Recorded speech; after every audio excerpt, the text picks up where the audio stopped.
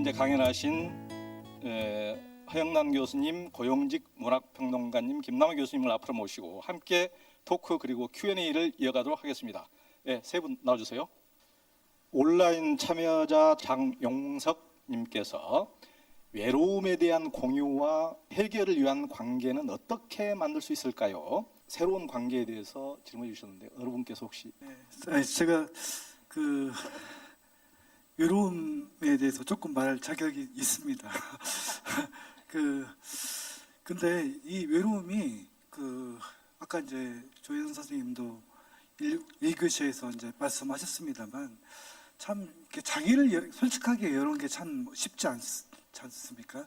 또 그러려면 뭔가 좀 이렇게 안전하고 이 자리가 좀 안전한 곳인지 좀 내가 안녕하다고 느끼는지 좀 이런 게 필요하거든요. 또 안심할 수 있는 곳인지 라임 괜찮습니까? 이런 게 필요한데 그런 공간을 이제 일본에서는 아리로 마마라고 하거든요. 있는 그대로 이렇게 봐주는 그런 게 필요한데 그러려면 상당히 이제 그 시간이 필요해요. 아까 이제 그 일부에서도 시간이 필요하다. 아까 전병훈 선생님께서 독서 모임에서 시간이 왜 중요하냐. 그런데 저도 이제 지역에서 제가 이제 서울 양천구 목동역 1번 출구 근처에 살고 있습니다만 제가 자주 가는 술집이 하나 있어요. BHC라고. 거기서 술 자주 마시거든요. 근데 예전에 이제 그냥 그게 아니라 좀 뭔가 좀 의미 있게 맛있게 술을 먹으려고 제가 이제 책읽기 모임을 했어요. 근데 이 책읽기 모임을 하면 공간이 필요하잖아요. 공간이 필요한데 우리 동네 그 평생교육관에다가 전화해서 평일 저녁 시간에 한 2시간 정도 쓸 수 있느냐. 이제 이 직관소가 같은 곳이죠. 그런데 이 공간을 쓸 수가 없는 거예요. 이를테면. 그런 작은 무대들이 일상 곳곳에 있어야 되는데 저는 이제 요즘에 하고 있는 것이 작은 서점이라든가 이게 이제 도시의 어떤 실핏줄 같은 역할을 하잖아요.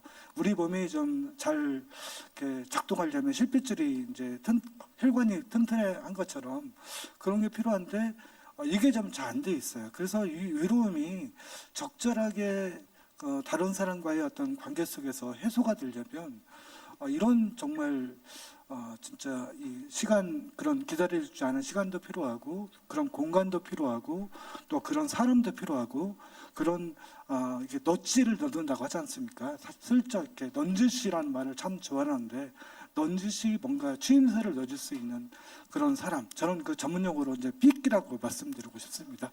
그런 사람들이 지역에 곳곳에 많아져야 한다는 얘기를 저는 이제 동네 지식이라는 말로 표현하고자 했습니다.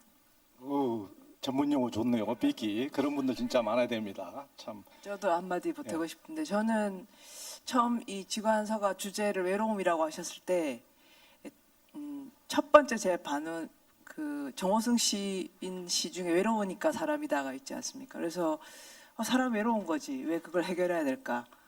오히려 그 외로움이라고 하는 게 우리의 운명 중에 하나라는 걸 받아들이고 아까 말씀하신 많은 분들이 말씀하신 게 외롭게 사는 것이 삶의 방식 중에 하나니까 모습 중에 하나니까 외롭게 잘 사는 거가 필요하다고 생각하고 있었습니다. 근데 이제 좀 전에 고 선생님께서 그 김만권 씨 얘기를 하셨는데 사실 정치 철학자들은 파시즘 같은 거 이런 게 전행하는 이유가 외롭기 때문이라고 또 표현하거든요. 그건 이제 실존적인 외로움이 아니라 구조적인 외로움이죠. 아까 말씀하신 웃음의 양극화 같은 그런 문제일 것 같은데 그것은 그런 의미에서는 외로우니까 사람이다의 그 외로움과는 전혀 다른 의미인 것 같아요.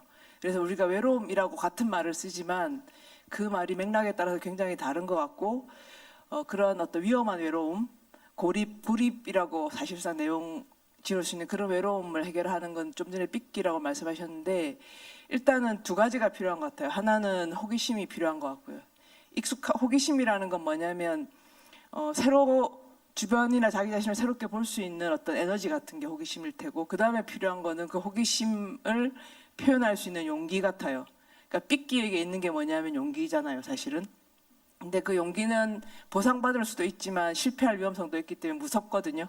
하지만 어쨌든 보상을 받든 아니면 성공하든 누군가와 연결되기 위해서 용기를 내지 않으면 연결될 가능성 자체가 없기 때문에 그런 의미에서 굉장히 그 삐끼의 용기 같은 거 이게 중요하다는 생각이 듭니다. 그 외로움과 관련해서 다시 제가 좀 말씀을 드리고 싶은 게 있는데 철학적으로 봤을 때 인간은 외로울 수밖에 없는 존재예요. 그 이유가 뭐냐면 누구나 1인칭 시점으로 세상을 바라보지 않습니까? 그죠? 1인칭 시점이라고 하는 거는 특징이 뭐냐면 매우 사적이고 주관적이고 또 다른 하나는 유니크합니다. 그러니까 제3자는 나의 1인칭 시점을 절대 점유할 수가 없어요. 예. 이 말이 뭘 의미하느냐? 내가 나 자신과 타인을 바라보는 그 1인칭 관점은 그 누구도 그죠? 가질 수가 없고 들여다볼 수 없다는 얘기를 하는 겁니다. 그래서 마치 한 인간은 섬과 같아요.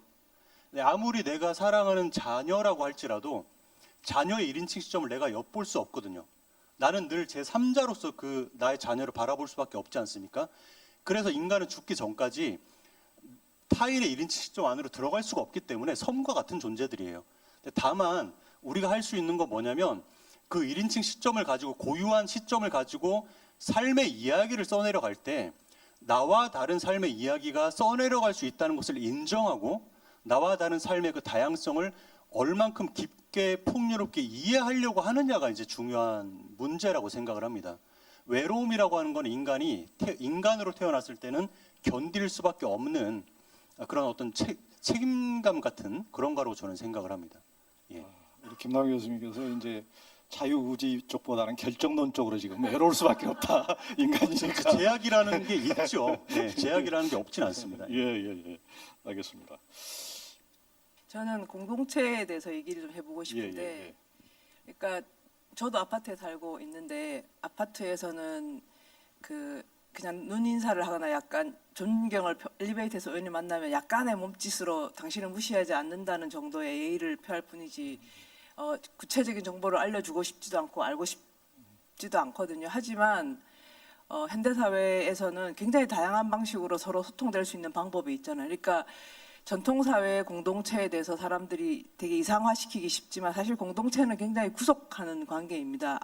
압력을 주기도 하고 어떤 동일성을 강요하기도 하기 때문에 그렇게 목가적으로 이제 전통사회 공동체를 만들면 좋겠다 이렇게 생각하는 방식으로 해결할 수 있는 문제는 전혀 아닌 것 같고요. 그런 의미에서 지금 우리가 가능한 그런 관계 맺음의 방식을 찾아가야 되는 거죠.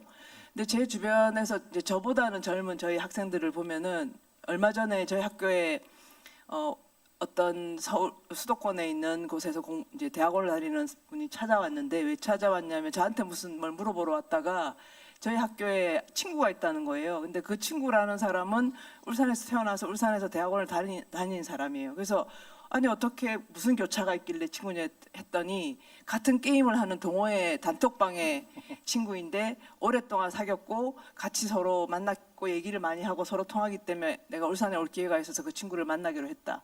근데 의외로 그런 관계들이 굉장히 많습니다. 지금은 심지어는 그런 동호인들이 모여서 이벤트도 굉장히 많이 하고 그런 사람들은 사실 우리가 그 아날로그적으로 만나는 사람보다 훨씬 강한 공속감과 위로를 받거든요. 그래서 관계 방식이 굉장히 다양해졌기 때문에 여기서도 역시 용기를 좀 낼 필요가 있다. 자기가 가지는 욕구라고 하는 것이 아주 이상하거나 이런 게 아니기 때문에 자기한테 맞는 방식으로 어떤 것들을 시도하고 그걸 만들어 나가는 거 그런 것이 지금은 좀 거의 뭐 우리가 시도해 볼 수 있는 중요한 출발점이 아닐까 싶습니다.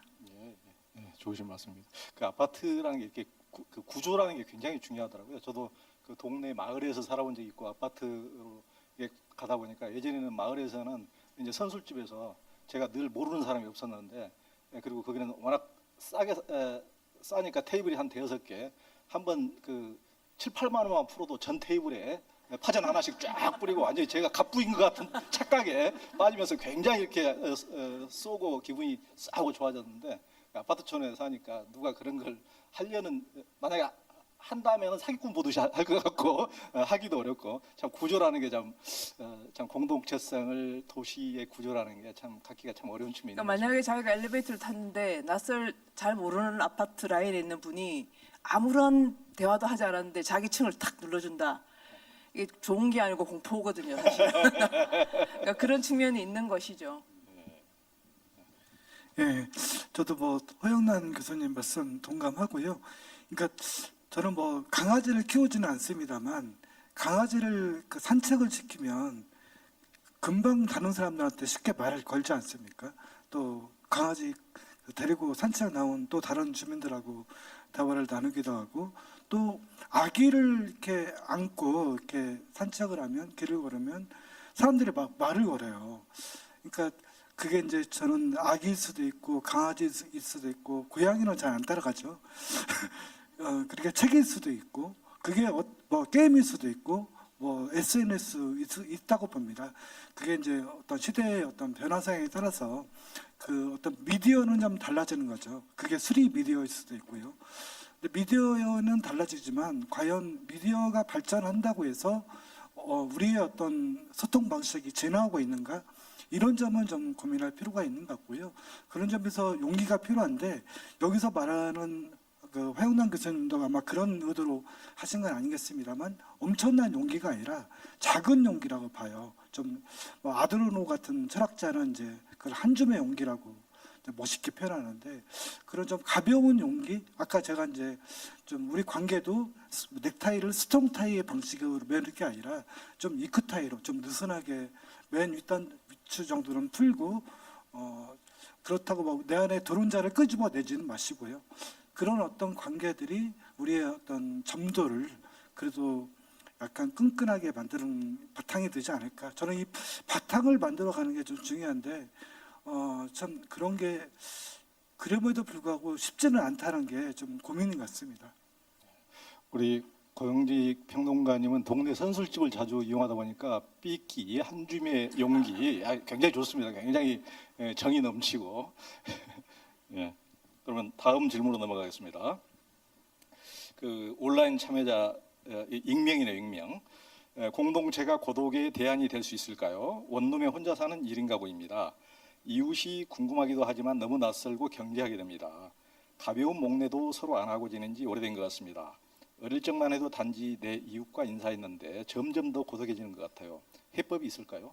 방금 이제 허영남 교수님께서 좀 말씀하신 대목이긴 한데 또 좀 해주시겠습니까? 비학술적으로 얘기해도 될까요?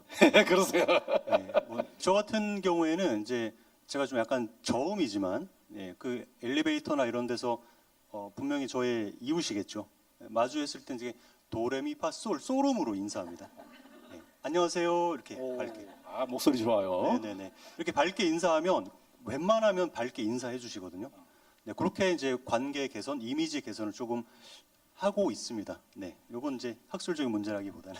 저는 뭐 연장선에서 말씀드리면 아까 한 줌의 용기라고 하셨는데 그게 그렇죠. 그러니까 그 한 줌의 선을 넘어 보느냐 아니냐가 비약을 만들어내는데 예를 들면 오늘 뭐 아까 전 선생님 하신 북클럽 저런 북클럽 어떻게 하는지 궁금하다 하면 한번 들어가 보고 거기서 나하고 맞지 않아 해서 그만둬도 되거든요. 그러니까 저 같은 경우에 저희 동네 작은 서점에 들어올 때 누가 하시는지를 한 달 이상 다니면서 계속 염탐하고 그다음에는 자연스럽게 말 걸고 그다음엔 들어가서 책 보는 척하고 이러면서 이제 작은 용기들을 모아서 관계라는 게 만들어지기 때문에 그리고 그게 그렇게 해서 모든 게 성공하느냐 전혀 아니죠. 아닐 수도 있고 한데 그런 방식으로 자기의 이야기들을 쌓아나가는 거, 자기의 용기를 쌓아나가는 거 이런 게 되게 중요한 것 같아요. 네, 제가 뭐 지금은 그런 활동을 하지 않습니다만 아까 이제 일부에서 세 분 선생님 발표 중에 이제 어떤 그 허문명 선생님께서 이제 감옥 얘기 하지 않습니까? 저도 이제 지금 영등포 교도소가 이사 가기 전에 그때 이제 한 16도 동안 매주 목요일인가 이렇게 오전에 2시간 정도를 이제 글쓰기를 이렇게 수업을 했었어요. 저도 뭐 경희대 후마니타스 컬리지에서 강의를 10년 넘게 했지만 이 감옥에서 하는 게 되게 처음에 어렵더라고요. 그러니까 사람들이 무슨 얘기를 해도 제가 비교적 유머가 있는 사람이거든요. 그래서 뭐 나름 이제 준비를 해가요. 뭐 일테면 뭐 김수환 추기경이 처음으로 젊은 나이에 추기경이 됐을 때 그때 동아일보 기자가 이제 물어보죠. 추기경님 그 외국어 또 잘하시고 외국말도 잘하셔야 되는데 어떤 말을 제일 잘하십니까? 하니까 거짓말이요. 이런 이제 재치가 있는 분인데 저도 나름 이제 준비해서 했는데 한 번, 두 번 일체 반응이 없어요. 와 진짜 앞에 그 강단에 서신 분들은 다 아실 거예요. 그때 진짜 식은땀이 막 등에 착 나는데, 그런데 3주째부터 이제 제가 좀 저 사람이 우리 편이다라는 것을 느끼게 하는 거, 신뢰관계가 중요하잖아요. 하고 나서 이제 글쓰기를 하면서 너무 이제 쉽게 재밌게 했는데 20분 중에 끝내 글을 안 쓰신 분이 2분이 계셨어요. 그 한 분이 모 대학의 법대 교수님이었고요. 한 분은 서울시 어느 구의회 의원이었습니다. 이른바 먹물들이 자기를 끝내 열지 않은 거예요. 저는 지금 이제 말씀하시니까 자기를 조금씩 드러내고 자기를 좀 더 표현을 한다라고 하는 게, 우리는 다 아침에 거울 보고 밖에 나올 때 다 하나씩 뭐 인두갑 쓰고 나오지 않습니까? 사람 가지고 쓰고 나오잖아요. 그걸 뭐 다른 말로 4글자로 페르소나라고도 하고 그런 것처럼, 그런데 조금은 자기를 좀 다른 사람 앞에 오픈할 수 있는, 그게 좀 사실은 엄청난 용기인데요. 저는 글을 써보는 것, 뭐 자기가 좋아하는 어떤 구절을 남들 앞에 낭독을 해보는 것, 이런 것부터 시작을 하는 것이 아닌가, 이런 생각을 해봅니다. 우리 고영직님 영등포 교도소에서 강의할 때 얼마나 힘드셨을지 참 상상이 갑니다. 그러니까 예전에 자기를 표현할 줄, 저도 이제 그런 시간을 많이 보냈는데, 가만히 침묵을 지키고 있으면 상당히 있어 보이고 사람들이 엄청난 인간으로 이렇게 추앙해 줄 줄 알고, 근데 아무도 안 알아주더라고요. 그러니까 이렇게 바보처럼 이렇게 스스럼 없이 얘기를 해야 편해지고 관계도 이렇게 소통이 되고, 그래서 지금은 이제 편하게 살라고 그러는데요. 굉장히 중요한 것 같습니다. 혹시 뭐 이제 마지막 질문이네요. 자신에 대한 신뢰도를 높이고 타인, 옆 사람도 믿을 수 있는 사람이 되려면 어떻게 해야 하나요? 그냥 아주 교과서적인 답인데 의견입니다. 다른 사람의 눈으로 자기를 볼 줄 아는 게 되게 중요한 것 같아요. 그러니까 흔히 자기 객관화라고 얘기를 하는데, 자기를 객관적으로 본다는 것이 어쩌면 사람이 도달할 수 있는 최고의 경지일 수도 있다고 생각합니다만, 그러려고 노력해야 신뢰할 수 있는 사람이 될 수 있는 것 같습니다. 그러니까 아까도 그 헌무영 선생님께서 이제 사람의 말을 믿지 않는다고 했는데, 뭐 저도 이제 오래 살다 보니까 정말 말들을 굉장히 많이 듣고 산 것 같은데, 본인의 말과 본인이 전혀 다른 경우를 정말 많이 보거든요. 그럴 때 드는 두려움은, 나도 저럴까, 이런 두려움을 우리가 느끼잖아요. 그렇게 거울을 비춰볼 수밖에 없는 거. 그런 의미에서는 자기를 객관적으로 보고, 그리고 그 객관적으로 보여지는 자기를 신뢰하는 거, 그게 또 굉장히 어려운 것 같아요. 왜냐하면 객관적으로 자기를 보면 좋아하기가 쉽지가 않거든요, 사실. 그다 심지어 자기는 자기에 대해 더 많이 알잖아요. 심지어는 자기의 그림자까지도. 그런 의미에서 자기를 있는 그대로 인정하고 출발해야 관계 맺음이라는 게 건강한 어떤 출발을 할 수 있지 않을까, 그런 생각이 듭니다. 허영동 교수님께서 말씀하신 데 왜 이렇게 찔리죠? 우리 딸이 그러는데, 아빠 다른 데서 강의 안 하고 글 쓰는 것처럼 살아봐. 그래서 찔려서 그냥 또 다른 분. 우리나라 사람들이 이제 특히 그런 것 같은데요. 일본의 이제 이 철학자 가라타니 고진도 그런 얘기를 하는데, 이제 약간 스노비즘 같은 게 되게 있잖아요. 좀 특히 한국 같은 경우는 이 스노비즘의 문화가 되게 팽배해 있고, 요즘 뭐 제가 제일 듣기 싫어하는 말 중에 하나가 경제적 자유, 이런 말. 되게 듣기 싫은 말인데, 마치 이제 젊었을 때부터 뭐 주식 투자하고 돈에 공부해서 어떤 그 자유를 얻어야 되고, 마치 자유를 얻는 것처럼 착각해서 그게 마치 뭐 좋은 삶인 것처럼 유포되지 않습니까? 저는 그런 거 말짱, 이제 저는 그런 말에 절대 현혹되지 않고, 그리고 이제 지금은 제가 이제 아까 농담처럼 제가 이제 저는 고용직이지 고용직이 아니다 말씀드린 것처럼, 제가 2008년도에 이제 직장 생활을 그때 그만두고 다시는 이제 고용직의 삶을 살지 않겠다. 이건 뭐 솔직히 뭐 표현이 좀 그렇습니다만 노예 노동의 삶이 아니냐라고 생각했던 것도 그런 건데요. 좀 이렇게 남들이 나를 어떻게 보는가에 대해서는 되게 관심이 많은데, 내가 남들을 어떻게 보는가에 대해서 좀 생각해봐야 되는 게 아닐까. 그게 요즘 뭐 삶의 전환, 뭐 인생의 직관서가도 이 인생의 어떤 전환에 대해서 많이 생각하시는데요. 제가 문체부랑 문체부에서 추진했던 인생 나름 할 때 이제 생애 전환 학교라는 책을 기획해서 같이 책을 냈는데, 이 전환이라는 게 참 쉽지 않거든요. 그런데 이 전화는 어느 때 오느냐? 많은 경우에 이 상실의 경험에서 오게 됩니다. 제가 한 5, 6년 전에 건강을 크게 좀 아픈 적이 있어요. 그러면서 이 건강을 잃거나 뭐 부모님이 돌아가시거나 이 상실의 경험을 통해서 우리가 진짜 배우는 게 필요한데 우리는 이렇게 움켜쥔 손을 쉽게 펴지 않고 손이 안으로 굳게 마련인데 누군가를 향해서 쉽게 뻗으려고 하지 않지 않습니까? 이것을 좀 자꾸 좀 일상에서 연습을 해보는 게 좀 필요하지 않을까 이런 생각을 해봅니다. 네, 중요하신 말씀인데 지금 이제 준비된 질문은 끝났는데 그래도 지금 눈빛들이 좀 약간 아쉬워하고 그 외로움과 고독에 대해서 또 우리 기다리는 그 여기 지금 온라인으로 접촉하신 분들도 많이 있으니까 한 말씀씩 그 마지막으로 정리 말씀을 좀 한번 해주시기 바랍니다. 우리 김남호 교수님. 네, 자기 자신을 신뢰하고 타인을 신뢰하는 그 물음에 대해서 잠깐 좀 사족을 붙이자면 우리가 유전자 조작하고 관련해서 좀 생각해 보면 재밌을 것 같아요. 제가 수업 중에 유전자 조작을 통해 가지고 외모는 차은우, 운동 능력은 손흥민, IQ는 아인슈타인으로 만약에 태어나겠다고 한다면 태어날 수 있다고 한다면 찬성하겠습니까? 반대하겠습니까? 이렇게 물어보거든요. 과반수 이상이 반대를 하고 있어요. 지금까지는. 유전자 조작을 통해서 특정한 신체적 능력과 정신적 능력이 우월하게 갖춰진 인간이 태어나게 되는 때 마냥 좋을 것 같지만은 기본적으로 인간에 대한 신뢰가 깨질 거라고 생각을 합니다. 왜냐하면 누군가가 성공했을 때 자신이 노력해서 성공한 게 아니라 부모 잘 만나서 돈으로 좋은 유전자를 가지고 태어났기 때문에 넌 성공한 거야 라고 우리가 생각할 것이기 때문에 그렇거든요. 이걸 이제 역으로 생각하면은 신뢰라고 하는 게 어디서 생기느냐. 결국에는 내가 갖고 있는 어떤 제약들을 이겨내고 극복하고 난관들을 극복하고 내 것을 공정한 방식으로 얻었을 때 그리고 사회가 그것을 인정했을 때 자기 삶에 대한 진정성이라고 하는 게 생기는 거거든요. 이거를 체험을 할 수 있어야 되고요.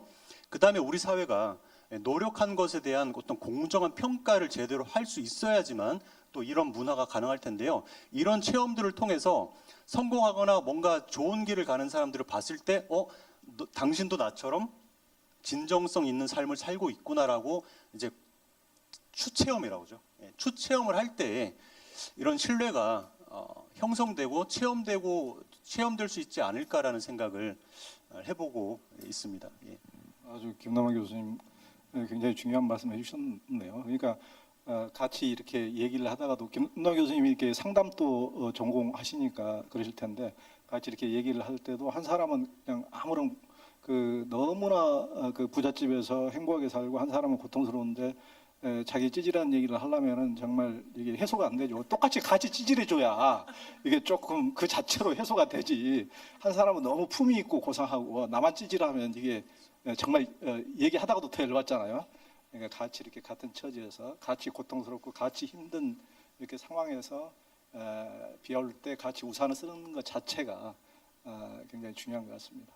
혹시 또 이제 오늘 뭐 얘기했던 주제들을 좀 정리해 보면 핵심이 약간의 일상에서 작은 시도, 작은 용기 뭐 이런 것들이 많이 얘기된 것 같은데 이제 젊은 시절에는 빈 날들이 많잖아요. 앞으로 다가올 날이 많으니까 채울 것들이 많아서 수정할 것보다는 뭘로 채울까 이런 고민을 많이 하는 것 같고요. 이제 나이가 자꾸 들면 들수록 이미 너무 많이 채워져 있어가지고 이 채워진 것들을 어떻게 바꿔야 될까 이런 것들을 많이 고민하게 되는데 그런 변화를 또는 어떤 새로운 시도를 해볼 수 있는 용기는 언제 내야 되느냐?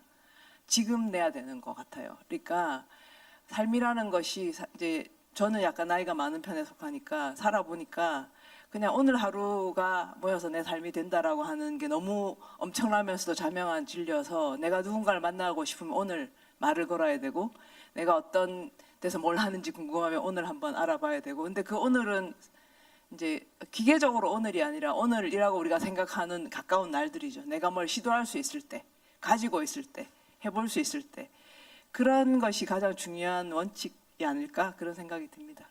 정말 중요하신 말씀이네요. 저도 얼마 전에 암으로 이제 죽은 제 친구가 이제 유고작을 내는데 꽃지기 전에 꽃이 항상 그 자리에 있는 것이 아니고 꽃지기 전에 만나고 싶은 사람 바로 오늘 만나라. 오늘 정말 여기 잘 오셨습니다. 오늘 바로 하지 않으면 영원히 만날 수 없습니다. 또 우리 고영직. 예. 저는 하루하루의 일상을 내가 꿈꾸는 이상으로 좀 바꿀 수 있고, 내가 꿈꾸는 이상을 또 하루하루의 삶으로 살아갈 수 있다면 가장 이제 이상적이겠죠. 그런데 이게 참 쉽지는 않죠. 그래서 아까 이제 김남은 교수님 이 상담이란 말씀을 하셨는데요. 저는 이 상담이란 한자가 되게 심오한 것 같아요. 이 나무 목자의 눈목자, 나무가 커가는 것을 보는 거고, 또 이 담자를 보면 말씀 한자에 불화자가 두 개가 있잖아요.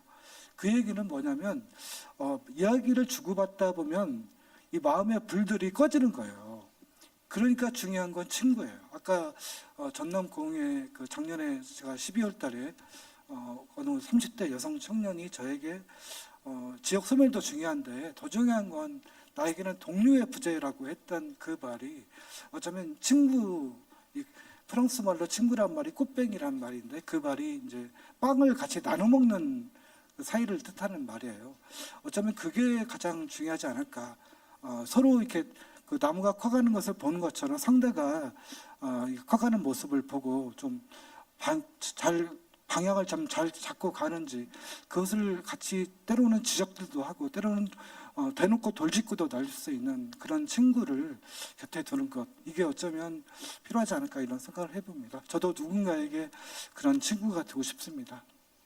진짜 가장 좋은 상담가가 정말 가까이 있는 친구들이죠. 서로의 불을 꺼주는 사이. 정말 아름다운 말씀입니다. 오늘 함께해 주신 허영남 교수님, 고영직 문학평론가님, 김남호 교수님 감사합니다. 네.